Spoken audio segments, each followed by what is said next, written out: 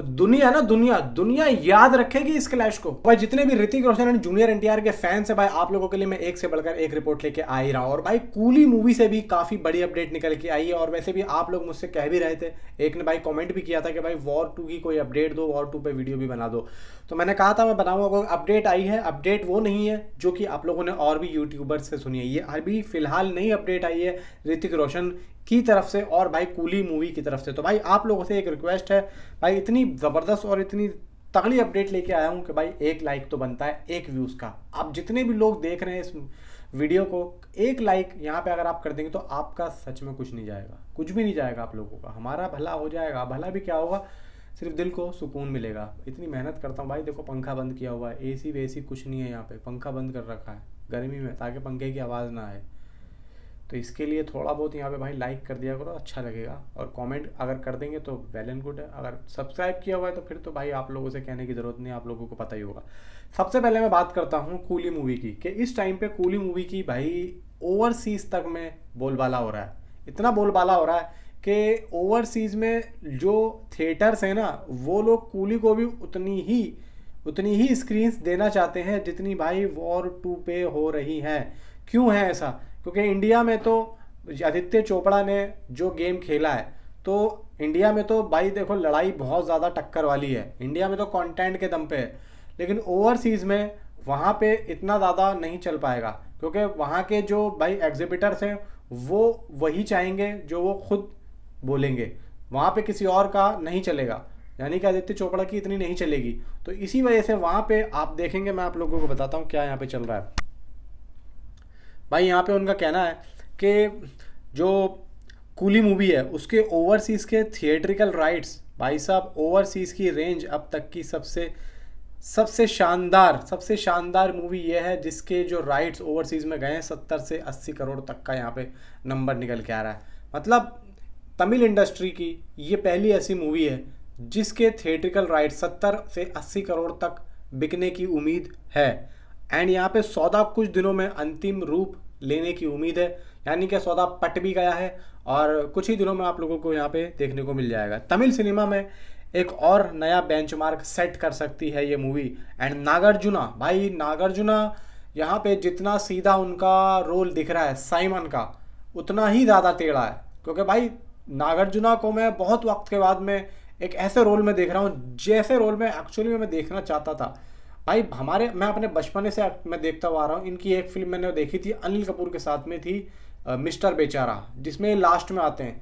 भाई जब वो आते हैं हल्का सा कैमियो है इनका, लेकिन एक तरीके से मज़ा आ गया था। जितने भी नागार्जुना के फैन ना वो इस बात को समझेंगे मैं जो कहना चाह रहा हूँ। भाई साहब मज़ा आ गया था। और जब भी ये आते हैं आप देखें ब्रह्मास्त्र में एक तरीके की मतलब कहते हैं ना कि यार कुछ अजीब ही, मतलब विसल विसल विसल जो ये बोलते हैं वो सही बात है, वो सही कहते हैं। और कूली मूवी के अंदर इनका जो रोल है, पता है यहाँ पे सीन क्या हुआ, यहाँ पे लोकेश कनगराज और इनकी थोड़ी सी जो एक कन्वर्सेशन आई है निकल के, वो मैं आप लोगों को बताता हूँ। क्या आपको कूली में खलनायक की भूमिका निभाने में कोई आपत्ति है? ये कौन पूछ रहा है? लोकेश कनगराज। किससे? भाई नागार्जुना से। और सीधा सीधा अगर नहीं तो हम एक कप चाय पी सकते हैं और मैं चला जाऊंगा। नागार्जुना बोलते हैं मुझे स्क्रिप्ट बताइए, मैं नकारात्मक भूमिका के खिलाफ नहीं हूँ। स्क्रिप्ट के आधे हिस्से में ही उन्हें पसंद आ गई एंड 6-7 बार री नरेशन किया और पसंद आया।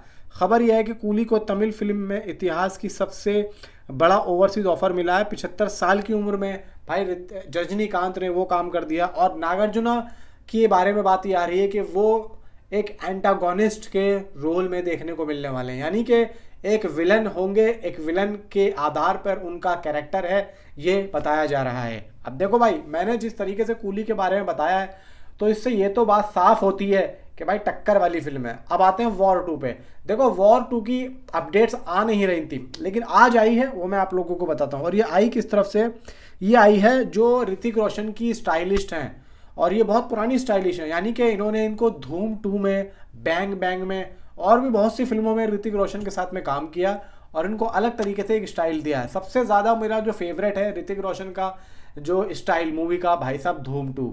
उन्होंने उस फिल्म के अंदर जितने भी कपड़े पहने, जो भी बाल वाल ये वो चले, सबसे बढ़िया मुझे उस फिल्म का यहाँ पे स्टाइल है। खासतौर से कपड़े जो पहनाए थे, तो वो जो कपड़े पहनाए थे वो किसने पहनाए थे?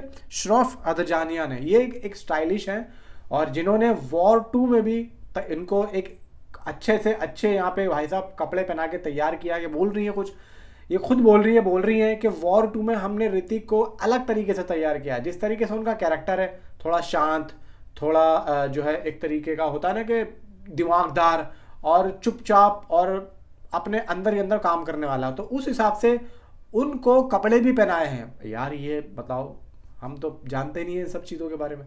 तो ये बोलने कि हमने उनको उस कैरेक्टर के हिसाब से कपड़े भी पहनाए, जब भी तो कहते हैं यार ये जो एक्टर्स वगैरह होते हैं ना कि जहाँ भी जाएंगे उस पार्टी के हिसाब से इनके कपड़े होते हैं, यानी कि घूमने जा रहे हैं तो वो घूमने वाले कपड़े होते हैं। तो ये चीज़ और हम जैसे लोग तो भाई कर भी नहीं सकते, सोच भी नहीं सकते हमको कि हम इतने कपड़े कहाँ से लाओगे यार, अलमारी 4-5 अलमारियाँ लेनी पड़ जाएंगी। लेकिन फिलहाल भाई वो तो यही कह रही है कि हमने वॉर 2 में ऋतिक रोशन को ऐसे तैयार किया है कि आप लोग जब देखेंगे तो आप लोग भी हिल जाएंगे। यानी कि वो कह रही है कि धूम 2 से भी अच्छा, बैंग बैंग से भी अच्छा और वॉर से भी अच्छा ऋतिक रोशन का ये स्टाइल होने वाला है। और उन्होंने एक तरीके से ये भी बताया कि फिल्म के अंदर जैसा जैसा उनका किरदार आएगा, यानी कि एक वक्त को ऐसा भी लगेगा कि वो विलन है तो उस हिसाब से उनके कपड़े, फिर एक वक्त में ऐसा आएगा कि वो हीरो हो गए तो उस हिसाब से उनके कपड़े। तो भाई यहाँ पे ऋतिक रोशन के मैं स्टाइल की बात बता रहा हूँ, बाकी जूनियर एनटीआर के बारे में तो भाई यहाँ पे कुछ भी न्यूज़ नहीं आ रही है। सिर्फ एक ही न्यूज़ आई है, जो उनका स्टाइल है वो काफ़ी ज़्यादा महंगा है और वाईआरएफ ने बहुत तगड़े तरीके से उनके स्टाइल को, उनके लुक को तैयार किया। और ये भी बताया जा रहा है कि वॉर 2 में सबसे ज़्यादा फीस लेने वाला जो शख्स है वो जूनियर एनटीआर ही है। बाकी ऋतिक रोशन के साथ में कुछ शेयरिंग का फंडा भी है, जो कि लगभग ऋतिक रोशन ने भी कुछ अच्छे पैसे लिए हैं, लेकिन जूनियर एनटीआर ने उनसे भी अच्छे पैसे लिए हैं। तो फिलहाल दोस्तों ये है बात कहने की कि इसका एक सॉन्ग जो है, यानी कि पहला सॉन्ग वही इश्क वाला, वो जो हमने उसका जो वायरल हुआ था ना ऋतिक का और क्या रहा, इसको मैंने लेके पहले भी बात की थी आपसे, वो सॉन्ग लगभग जून के एंड में या फिर जुलाई के फर्स्ट वीक में। क्यों मैं ऐसा कह रहा हूँ, क्योंकि जुलाई के बाद तो भाई टाइम ही कितना रह जाएगा, जून खत्म होते ही मैक्सिमम 1 महीना बचेगा। अब जुलाई के अंदर इन लोगों को गाना भी शूट भी करना है, वो जो अभी डांस नंबर है वो भी शूट होगा, ठीक है। उसके बाद में भाई ये लोग गाना भी डालेंगे, फिर उसके बाद में ट्रेलर भी है, तो बहुत सारे काम है, फिर प्रमोशंस भी है, फिर बुर्ज खलीफा पे भी जाना है, फिर इधर भी जाना है, फिर भाई इंटरव्यूज़ भी देने, इवेंट भी करने, तो काम बहुत है। और ये 1 से 1.5 महीने के अंदर है, तो आप लोग ये समझ लो जून खत्म होते ही इसका जो काम है भाई साहब स्टार्ट हो जाएगा। और भाई साहब स्टार्ट हो जाएगा तो हमारा भी काम स्टार्ट हो जाएगा। आपको काम में याद दिला दूं, वीडियो को लाइक कर दो, चैनल को सब्सक्राइब कर दो, कमेंट भी कर दो। तो मिलता हूं आपसे अगली किसी वीडियो में। Thanks for watching.